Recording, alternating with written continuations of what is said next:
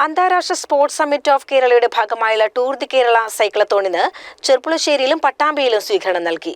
ജനുവരി 23 മുതൽ 26 വരെ Thiruvananthapuram greenfield sports ഹബ്ബിലാണ് പരിപാടി നടത്തുന്നത്.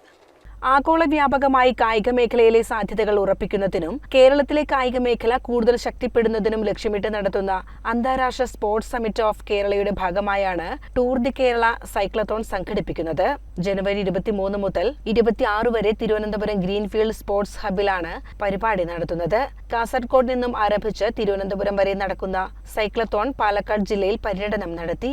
ജില്ലാ സ്പോർട്സ് കൗൺസിലിന്റെ നേതൃത്വത്തിലാണ് ചെർപ്പുളശ്ശേരി ടൗണിലും മേലെ പട്ടാമ്പിയിലും സ്വീകരണം നൽകിയത്.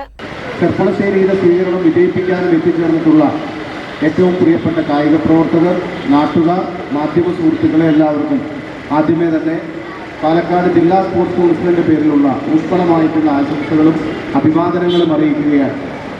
നമ്മുടെ രാജ്യത്ത് ആദ്യമായി കേരള സംസ്ഥാനം ഇന്റർനാഷണൽ സ്പോർട്സ് സമ്മിറ്റ് സംഘടിപ്പിക്കുകയാണ്. അന്താരാഷ്ട്ര കായിക ഉച്ചകോടി ഈ വരുന്ന ജനുവരി 23 മുതൽ 26 കൂടിയ ദിനങ്ങളിലായിട്ടാണ് തലസ്ഥാന നഗരിയായിട്ടുള്ള തിരുവനന്തപുരത്ത് വെച്ച് സംഘടിപ്പിക്കുന്നത്.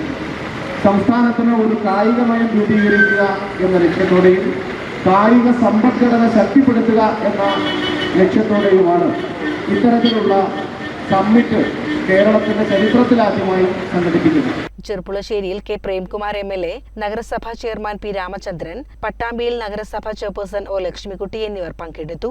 വിവിധ കേന്ദ്രങ്ങളിലെ സ്വീകരണത്തിന് ശേഷം പാലക്കാട് ജില്ലയിലെ പര്യടനം പൂർത്തിയാക്കി സൈക്ലത്തോൺ മലപ്പുറം ജില്ലയിലേക്ക് പ്രവേശിച്ചു. CCN ചെർപ്പുളശ്ശേരി.